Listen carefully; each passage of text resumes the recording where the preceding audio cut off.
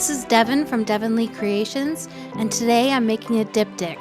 A diptych is a 2-canvas painting, just like a triptych is a 3-canvas painting. So this one is made to go together, and it is called a diptych. I'm using Michael's Artist Loft pre-mixed pouring paints, and I am spreading out my base on the canvases, and I'm being careful to get my sides as well. I do expect that I'll need to touch this up once it's dried, but you want to get as much coverage as you can.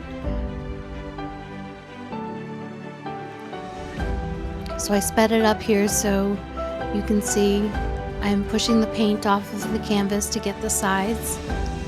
And I'm using just a regular spatula, kitchen spatula, as my spreading tool. And I do my best to use as much of the paint as possible. So we're getting there's my mom. Say hi to my mom. So we're getting all the paint on the canvas so that the other paint will slide gently and nicely when I blow it out. So I'm making sure I have full coverage on the whole canvas, making sure I do not have too much paint on the canvas, as this will cause cracking or crazing, and I'm covering my sides.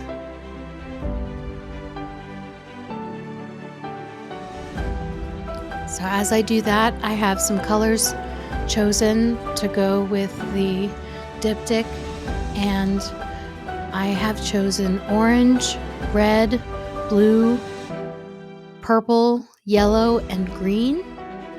And those are also Artist Loft by Michael's pre-mixed pouring paints. So now that my canvases are covered, I am adding my paint. Now I want this to be a continuous design, so I work very hard to make the lines line up with each other. I add yellow first, and then I reach for the purple, but I realize that purple is a complementary color, and complementary colors generally, when mixed together, will make brown. They'll make muddy color. So I have to be very, very careful about the way I layer my paint colors. So I, again, was choosing red to go with green. Those are complementary colors, so I went with blue. And then the red is safe to put over the blue, but the orange is not. But I did put purple down next. So purple is a safe color for both red and orange. So I line up the paint on top of itself, and I make a river to blow out with the hairdryer. And again, I try to keep my design flowing in the same direction and keeping my composition interesting with some areas of negative space. So now that I'm on my last color, it's time to blow out the painting. But first, I believe I'm going to torch. And the purpose of torching is to pop all of the air bubbles that are in the paint. So I'm torching the air bubbles out.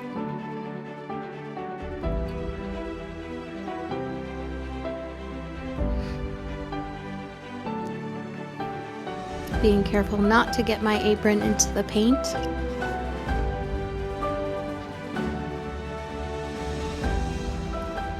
Okay, and here I'm starting with the blowout, and you don't want to start at the edge. You want to start somewhere close to the edge, somewhere in the middle, and go off of the canvas.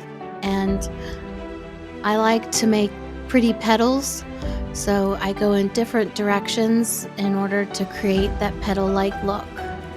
I have my flower hairdryer, and I have it on low.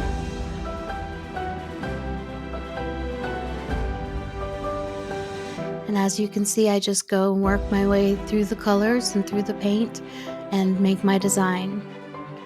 And I work my way right onto the next canvas. And again, I'm blowing out the colors over each other so they spread nicely and they make a neat design. A lot of times you'll get cells, even though there's no cell activator, you'll still get some cells from the air from the hairdryer. So I touched up the first one and now I'm back on the second one.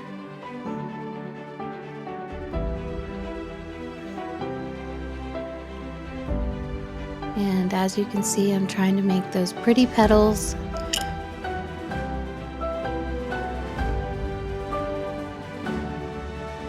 And work the paint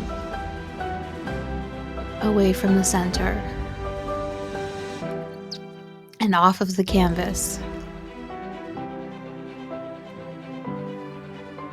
Okay, take some time to touch up any little spots that I see that I think need touching up. And there we are done.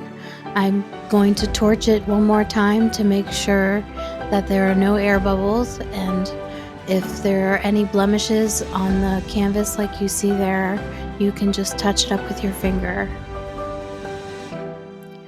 So I'm torching out the canvas one more time to make sure there's no air bubbles. And there you have it. A beautiful diptych. And here it is hanging on the wall. Thank you so much for watching. Please like, share, and comment. It really helps me out.